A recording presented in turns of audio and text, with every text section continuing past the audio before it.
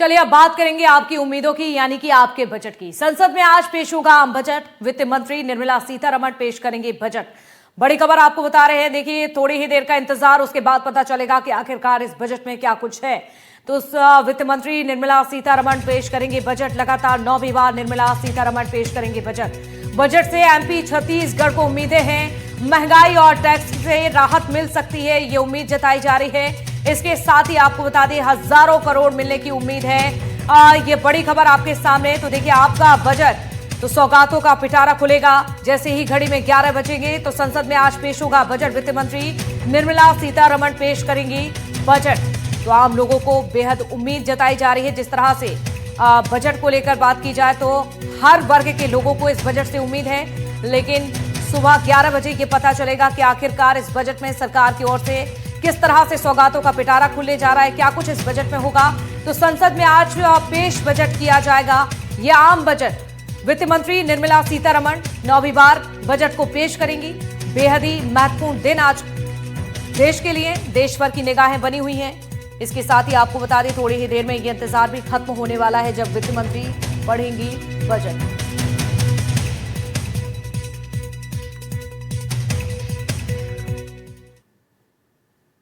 तो एमपी सरकार का बजट आने में अभी वक्त है, लेकिन हम बार बार केंद्रीय बजट की बात क्यों कर रहे हैं, केंद्रीय बजट पर मध्य प्रदेश की निगाहें क्यों टिकी हैं, अब आपको यह भी समझाने का प्रयास करते हैं। ग्राफिक्स के जरिए आपको समझाते हैं कि आखिरकार बात एमपी को लेकर, केंद्रीय बजट को लेकर क्यों की जा रही है। तो देखिए, 2025-26 में केंद्र से एमपी को 1,60,000 करोड़ मिलने थे। इसमें केंद्रीय कर का हिस्सा 1,11,662 करोड़ है। तो केंद्रीय अनुदान की राशि 48,661 करोड़ रुपए है। इसके साथ ही अभी केंद्रीय करों में एमपी की हिस्सेदारी 7.85% है। इससे एमपी को लगभग 1,11,000 करोड़ रुपए मिलते हैं। तो एमपी की केंद्रीय करों में हिस्सेदारी की अगर बात की जाए तो देखिए, 10% बढ़ाने की मांग की जा रही है। मांग स्वीकार हुई तो एमपी को 1,22,000 करोड़ मिल सकते हैं। 2028 की अगर बात की जाए तो देखिए, उज्जैन में सिंहस्थ के लिए एमपी को अतिरिक्त बजट की जरूरत है।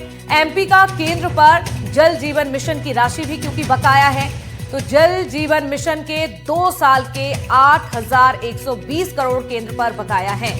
इसके साथ ही बात अगर जल जीवन मिशन के बाद आदिवासी छात्रों की जाए तो स्कॉलरशिप की 7 साल की राशि 564 करोड़ रुपए अभी भी बकाया है। और ये आंकड़े बता रहे हैं कि मध्य प्रदेश को केंद्रीय बजट से कितनी ज्यादा उम्मीदें हैं। तो आज आएगा देश का, यानी कि आपका बजट। मध्य प्रदेश सरकार का बजट काफी हद तक केंद्रीय बजट पर टिका है। और हम ऐसा क्यों कह रहे हैं, अब एक डिटेल और आंकड़ों के साथ आपको समझाने का प्रयास करते हैं कि आखिरकार ऐसा क्यों कहा जा रहा है। देखिए, 2025-26 के लिए एमपी का बजट 4,21,000 करोड़ रहा। एमपी सरकार पर जहां आपको जानकारी दे दें, 4.64 लाख करोड़ से ज्यादा का कर्ज है। तो बजट और कर्ज की राशि में 43,340 करोड़ का अंतर है। 43,340 करोड़ के अंतर को खत्म करने के लिए अब ऐसे में देखिए फंड की जरूरत है, यानी कि फंड चाहिए। तो एमपी सरकार के वेतन, पेंशन और ब्याज का खर्च तेजी से बढ़ रहा है। 3 साल की अगर बात की जाए तो 3 साल में वेतन, पेंशन और ब्याज का खर्च 32% बढ़ा है। और इसके साथ ही अगर 2023 से 24 की बात की जाए तो यहां पर 97,141 करोड़ वेतन, पेंशन, ब्याज पर खर्च हुआ।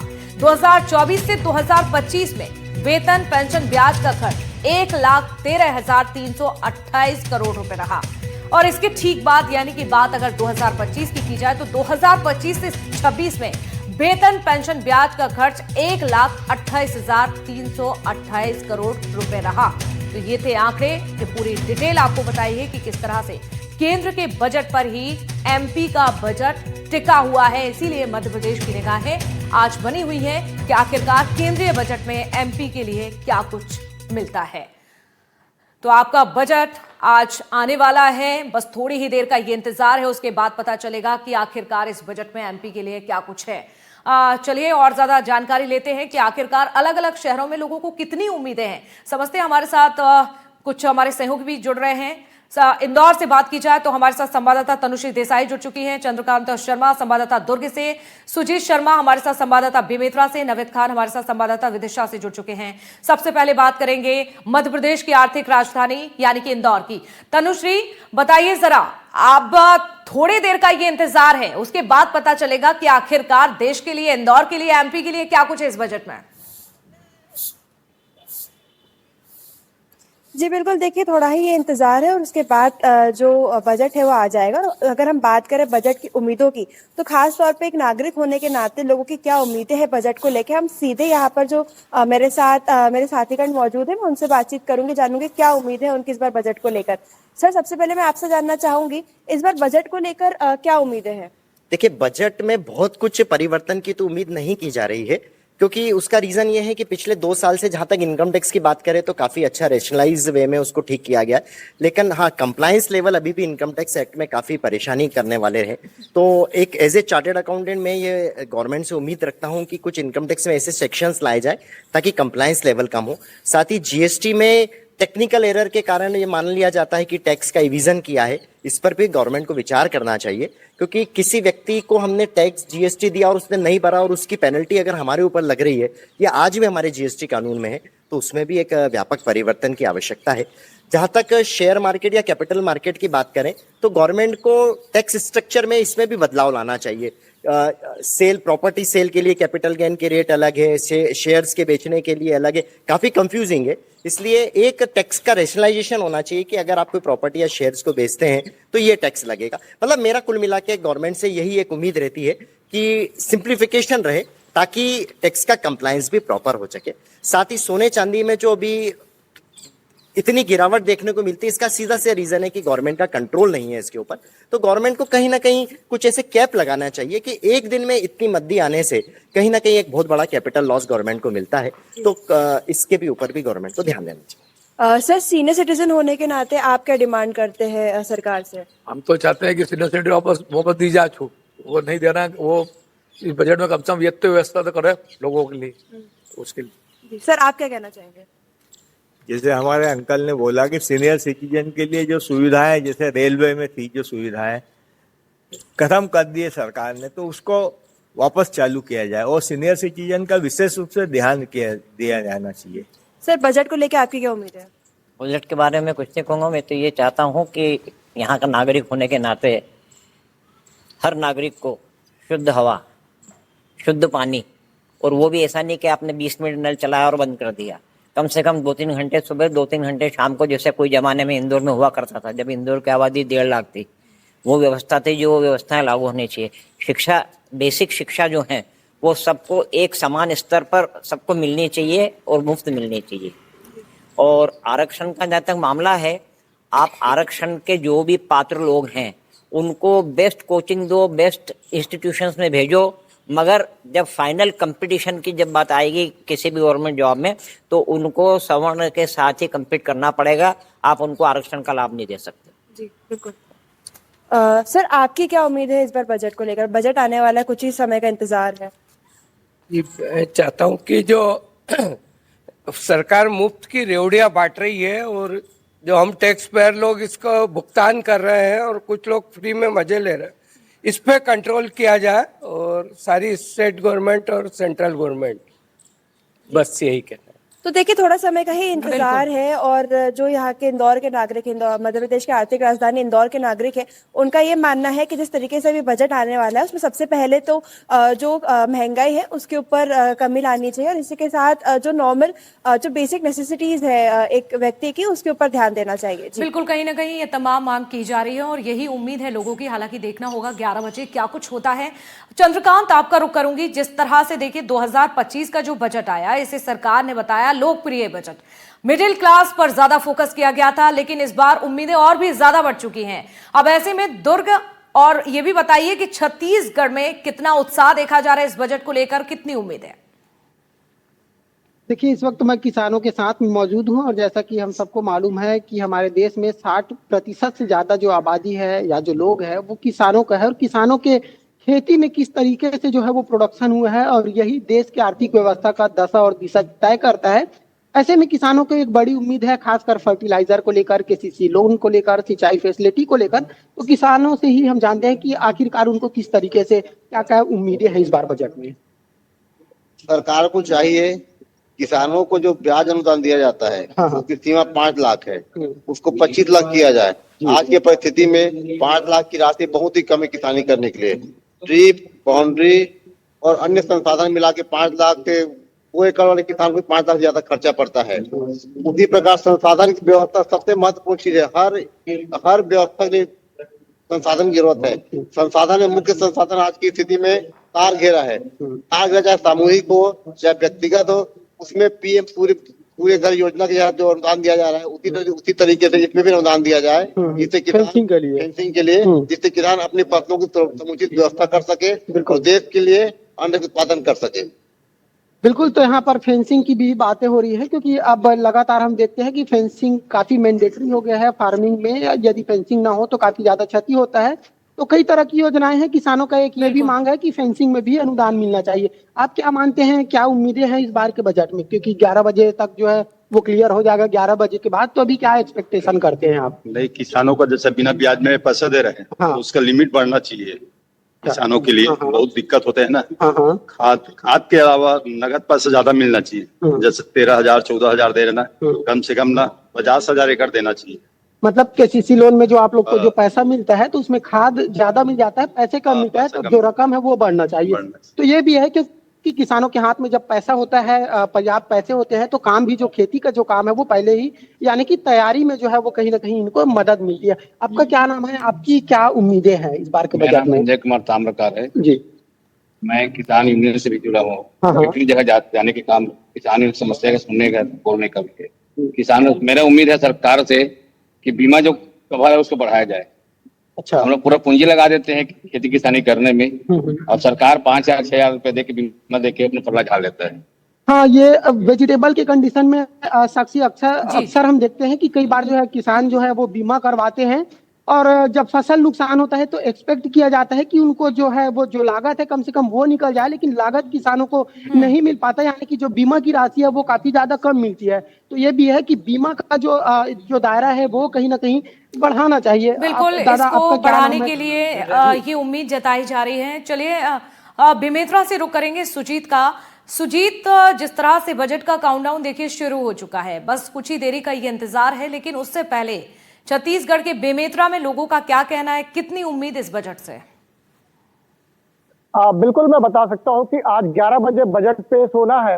मैं इस वक्त खड़ा हूं बेमेतरा के जिला मुख्यालय के ऐतिहासिक जो है बेसिक स्कूल, जहां पर सुबह हर प्रकार के जो लोग हैं मॉर्निंग वॉक पे आते हैं, जिसमें व्यापारी, युवा, सभी लोग शामिल हैं। तो चलिए मैं सीधा उनसे बात करने का प्रयास करूंगा कि अभी 11 बजे बजट पेश होना है भैया, इस बजट को लेकर क्या उम्मीद है आपको?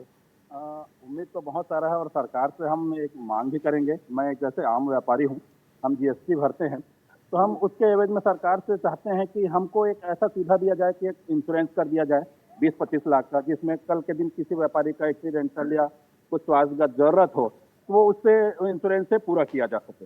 पूरा किया। आपकी उम्मीद क्या है भाई साहब? यहाँ पर जैसे देख रहे हैं कि जगह जगह टोल प्लाजा लग रहा है, तो ग्रामीण जो क्षेत्र है वहाँ पर ग्रामीण आबादी जो 10 किलोमीटर 15 दायरे में उनको टैक्स फ्री किया जाए, उनको टोल प्लाजा में कोई भी पैसा न देना पड़े। टोल को लेकर आपकी उम्मीद है? हाँ। आपको आप एक कंप्लायंस है, क्या लगता है टैक्स पे आपकी बात कर रहे थे, कैसे टैक्स पे? मैं शासन से यही रिक्वेस्ट करना चाहूंगा कि जो हस्बैंड और वाइफ है जो अलग अलग टैक्स पे करते हैं, तो शासन से ये मेरा अनुरोध है कि हस्बैंड और वाइफ की जो इनकम है उसको मर्ज करते हुए वो सिर्फ सिंगल पे स्केल में उनको लाया जाए। सिंगल पे स्केल में। आप युवा है, आपकी सोच क्या है आज बजट जो पेश हो रहा है उसको लेकर? सबसे पहले तो भारत की जो देशी अर्थव्यवस्था है उस पर ध्यान देना चाहिए, और बजट में अच्छे से प्रावधान करना चाहिए कि बेरोजगारी जो बढ़ा हुआ है उसको कम किया जाए, नए नए उद्योग धंधे स्थापित किए जाए, डॉलर जो रुपया के मुकाबले काफी हो चुका है उसको स्थिर किया जाए, अच्छे अर्थशास्त्री का सहयोग लिया जाए। इसमें भाजपा और कांग्रेस ना देखकर एक योग्य व्यक्ति का निर्णय लिया जाए, एक योग्य व्यक्ति से जानकारी। आप क्या सोच सकते हैं, क्योंकि आप किसान हैं, क्या उम्मीद है आपको? मैं किसान हूँ, हमारे बच्चे जब पढ़ने जाते हैं प्राइवेट स्कूल में बहुत ज्यादा तकलीफ है, इसलिए सब स्कूल को सरकारी होना चाहिए और पूरा प्राइवेट स्कूल बंद होना चाहिए, क्योंकि एक धंधा हो गया है। ये व्यापार बना के ना पूरा देश का सत्यानाश एक शिक्षा नीति, बिल्कुल देख सकते हैं साक्षी की शिक्षा नीति जो है वो एक होनी चाहिए, अलग अलग सबके मुद्दे हैं जी। बिल्कुल, और यही उम्मीद कहीं ना कहीं जताई जा रही है। नवेद, विदिशा से आपका रुख करूंगी मैं। विदिशा का हाल आप बताइए, क्योंकि हर जगह देखिए सुबह से लोग तैयार हो चुके हैं, घरों में टीवी चल रही है, लोग इकट्ठा होकर केवल बजट को लेकर बातचीत कर रहे हैं। तो क्या विदिशा में आप भी कुछ ऐसा ही देख पा रहे हैं? लोगों से बातचीत भी कीजिएगा कि इस बजट को लेकर कितना इंतजार और विदिशा में लोगों की क्या उम्मीदें हैं। 2026-27 का बजट अहम इसलिए माना जा रहा है क्योंकि ये विदिशा की खास नजरें टिकी हुई हैं। विदिशा चूंकि कृषि प्रधान जिला कहा जाता है और यहाँ जो है लगभग किसान जो है कृषि पर निर्भर है। काफी व्यापारी भी मेरे साथ और कुछ व्यवसायी भी मेरे साथ मौजूद हैं। हम इनसे जानते हैं सर बजट की क्या उम्मीद है। बजट की बहुत सारी उम्मीद है। सबसे पहले तो किसानों के हित में बजट होना चाहिए, क्योंकि बिरसा से केंद्रीय कृषि मंत्री शिवराज सिंह जी भी है, तो बिरसा वालों की ज्यादा उम्मीद है। किसान को बजट ज्यादा अधिक मिलना चाहिए। इसके बाद एजुकेशन में जो विद्यार्थी है उनके लिए भी सुविधा होना चाहिए। गरीबों को जो कुटीर का शासन जो सरकार पैसा दे रही है और गरीबों के लिए और बढ़ाना चाहिए, जिससे उनके मकानों का निर्माण हो सके। जो पीडीएस के अंतर्गत जो सरकार ने उस पर बैन लगाया उसको ओपन करके गेहूं और दाल चावल और ज्यादा कोटा बढ़ाना चाहिए। और व्यापारियों के हित में भी बजट होना चाहिए। आज देश के अंदर जो सोना चांदी का जो रेट बढ़ रहा है, जिस प्रकार से सभी आम नागरिक या व्यापारी परेशान हैं, इस पे केंद्र सरकार को और बजट में ये ऐसा प्रावधान करना चाहिए जो कि मूल रेट पर शासन का उस पर प्रतिबंध रहे और बिना शासन के आदेश के अनुसार ऐसी चीजों के रेट नहीं बढ़ने चाहिए। यही उम्मीद है हम आम जनता से। कुछ ही देर में बजट पेश होने वाला है सर, कुछ ही देर में बजट पेश होने वाला है। क्या उम्मीदें रखते हैं? सभी वर्गों के लिए कुछ ना कुछ बजट में हो, जिससे महंगाई की मार जनता जो झेल रही है उसमें कुछ राहत मिले। क्योंकि मैं एक किसान हूँ तो मैं लगभग किसानी की बात करूंगा। इस समय जो मिनिमम सपोर्ट प्राइस है, या मक्का ले लो आप, गेहूं ले लो, इस समय जो 2600 है, 2300 2400 बिक रहा है। तो किसान इस महंगाई की मार में उसको जो मुनाफा होना चाहिए वो मुनाफा नहीं हो रहा। मैं सरकार से मतलब यही उम्मीद करता हूँ कि किसानों को राहत मिले किसी भी तरह से, या मान लो सपोर्ट प्राइस के द्वारा, या ये बीमा राशि जो अभी प्रीमियम जमा करवा लेते हैं, जैसे 24 का प्रीमियम जमा करवाया, बीमा मिलता है 26 में कुछ भी, तो उनको चाहिए किसानों के हित में जिस तरह से मोदी जी की सोच है किसानों को दोगुना आय करने के लिए, तो उस पर कुछ प्रयास करना चाहिए। विदिशा कृषि प्रधान जिला भी माना जाता है, लगभग जो है आर्थिक स्थिति जो है कृषि पर निर्भर है।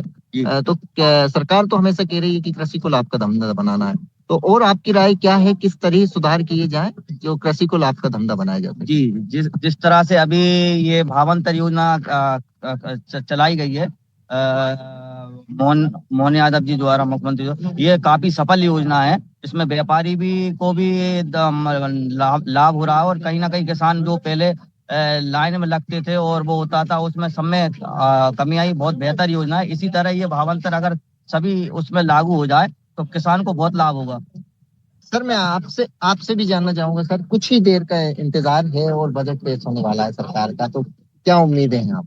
मुझे काफी उम्मीदें हैं सरकार से कि सरकार इस बजट में छोटे व्यापारी और मंझले व्यापारियों के लिए कुछ अलग से फंड उसको रखना चाहिए, कम रेट पे लोन उपलब्ध कराना चाहिए।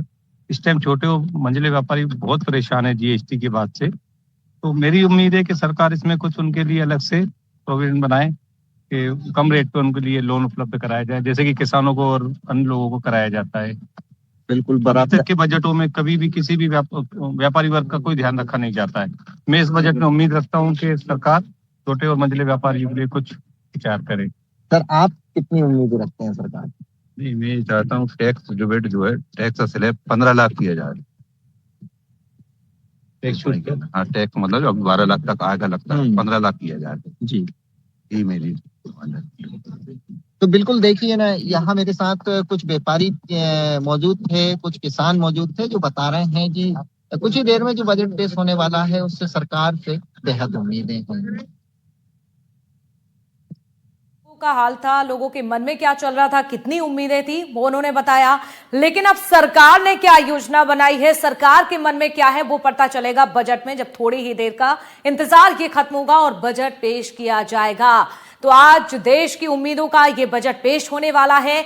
बजट से हर किसी वर्ग के, चाहे अलग अलग सेक्टर्स की बात की जाए, तो हर किसी को इस बजट से उम्मीद है। जिस तरह से वित्त मंत्री निर्मला सीतारमण कुछ ही देर बाद अपना ये बजट पेश करेंगी, तो 9वीं बार अपना ये बजट पेश करेंगी वित्त मंत्री। और इस बजट से उम्मीदें अलग अलग लोगों की क्या थी, ये आप सुन रहे थे। चाहे बात एमपी की जाए या फिर छत्तीसगढ़ की जाए, तो हर कोई इंतजार कर रहा है घड़ी में 11 बजने का, जब बजट पेश किया जाएगा।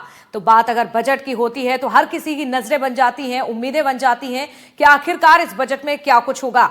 अलग अलग संवाददाता हमारे साथ लगातार जुड़े हुए हैं। इंदौर से रुक करेंगे हमारे साथ तनुश्री का एक बार फिर से। तनुश्री, देखिए, बात केंद्रीय बजट की लगातार हम कर रहे हैं। एमपी का बजट भले ही नहीं आ रहा है, लेकिन उम्मीद इसलिए है क्योंकि एमपी के कई फंड्स ऐसे हैं जो अभी ड्यू हैं, कई काम, कई योजनाएं जिसमें रफ्तार नहीं मिल पा रही है। इसीलिए नजरें अब केंद्रीय बजट पर टिकी हुई हैं। बताइए जरा, इंदौर में क्या कुछ और लोगों के मन में है, किस तरह से इस बजट को देखा जा रहा है?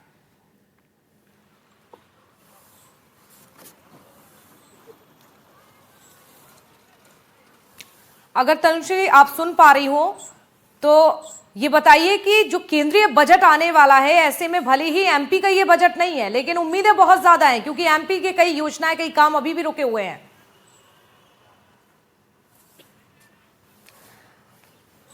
चलिए तनुश्री, लगातार आप जानकारी देते रहिएगा बजट को लेकर, और भी आप सभी का जानकारी आप सभी से लेते रहेंगे। शुक्रिया जानकारी देने के लिए, लोगों से बातचीत करने के लिए। तो लोगों के मन में क्या था, एमपी और छत्तीसगढ़ से आपको लगातार सुनवा रहे थे, और इस वक्त आपको सीधी तस्वीरें दिखा रहे हैं, ये आप देख सकते हैं। तो बस थोड़ी ही देर का ये इंतजार है, इंतजार खत्म होगा, सौगातों का पिटारा खुलेगा और पता चलेगा कि किस तरह से अलग अलग वर्ग को इस बार साधा गया है। बहुत ज्यादा उम्मीदें इस बजट से की जा रही है, और थोड़ी देर का इंतजार जब वित्त मंत्री निर्मला सीतारमण पेश करेंगे अपना ये बजट। तो इसी के साथ बुलेटिन में फिलहाल इतना ही, रुकेंगे यहाँ पर एक छोटे से ब्रेक के लिए।